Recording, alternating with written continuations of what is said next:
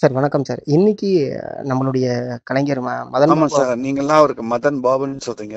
எனக்கு அதெல்லாம் தெரியாது. அவரு கிட்டு அதான் எங்க ட்ரூப்புக்கு முதல்ல வந்தபோது ஓகே.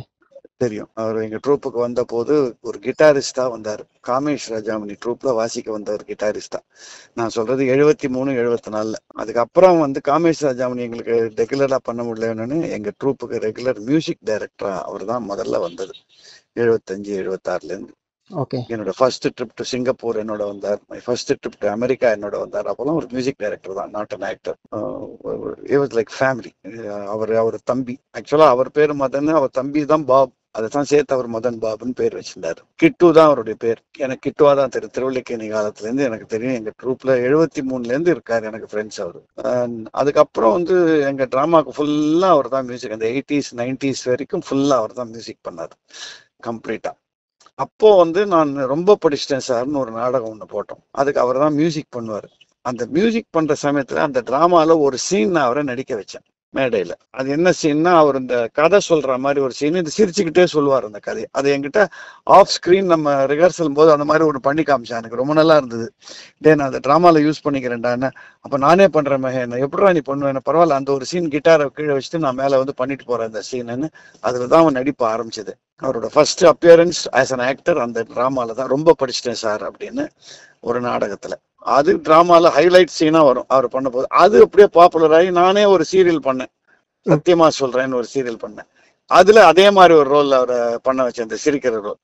அதெல்லாம் பார்த்துட்டு தான் அப்புறம் பாலச்சந்தர் சார் கூப்பிட்டு அவன் சினிமால நுழைஞ்சது. அதுக்கப்புறம் தான் எங்களுக்கு மியூசிக் அவன் பண்ண முடியாம போச்சு. ஏன்னா சினிமால போன அப்புறம் தான் பண்ண முடிய தவிர அது வரைக்கும் எங்களுக்கு அவன் தான் மியூசிக். He was like எங்க அப்பான்னா உயிர் அவனுக்கு. எங்க அப்பாவுக்கு இன்னொரு புள்ள மாதிரி வளர்ந்தான் எங்க ட்ரூப்ல. YGPன்னா உயிர் அவனுக்கு. எந்த அளவுக்கு உயிர்னா, எங்க அப்பா இறந்த அந்த சமயத்துல அவர்கிட்ட இருந்த கார் அவன் வாங்கி வச்சிருந்தான் சென்டிமெண்ட்டுக்காக. ஒரு பழைய காரா இருந்தாலும் எனக்கு இன்னும் அந்த கார் வச்சிருக்கான். அது அந்த சென்டிமெண்ட் நான் கூட பார்க்கல, அவன் வாங்கி வச்சிருக்கான் எங்களுடைய காரை. அவ்வளவு தூரம் எங்க ஃபேமிலியில ஒன்னா இருந்தாங்க. இப்பவும் is in touch with us regularly. But கொஞ்ச நாளா உடம்பு சரியில்லைங்கிறது கொஞ்சம் வருத்தமா இருக்கு கேள்விப்படுறதுக்கு. ரொம்ப கிட்டத்தட்ட எப்படி சொல்றது, 73ன்னா பாத்துக்கணும் எத்தனை பழக்கம்னு பாத்துக்கணும். சினிமா உலகத்துல எல்லாம் வரத்துக்கு முன்னாடி எங்க ஃபேமிலியில ஒண்ணு. புரியுது சார். நீங்க தான் முதல் அடையாளம் கொடுத்திருக்கீங்க. அடையாளம் அவன் நான் நடிக்கணும் ஆக்கினது எங்க ட்ரூப் தான். அதை அவங்க கடைசி வரைக்கும் மறக்கவே இல்லை. எங்களோட வாடா போடான்னு அதே ஃப்ரெண்ட்ஷிப் கடைசி வரைக்கும் ஆல்வேஸ் தேர். புரியுது சார். கண்டிப்பா. சமீபத்துல என்ன மாதிரி பயங்கர சிவாஜி ஃபேனு.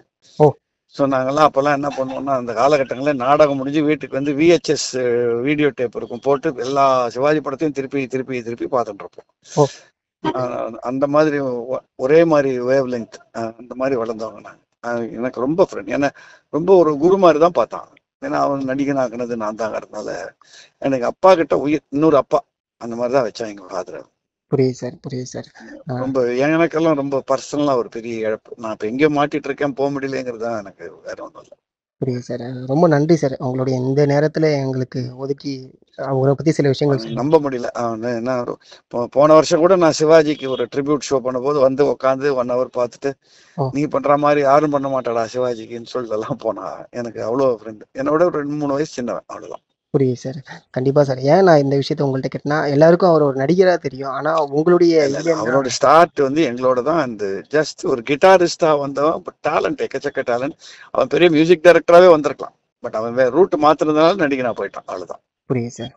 ரொம்ப நன்றி சார் உங்களோட நேரத்துக்கு. Okay sir.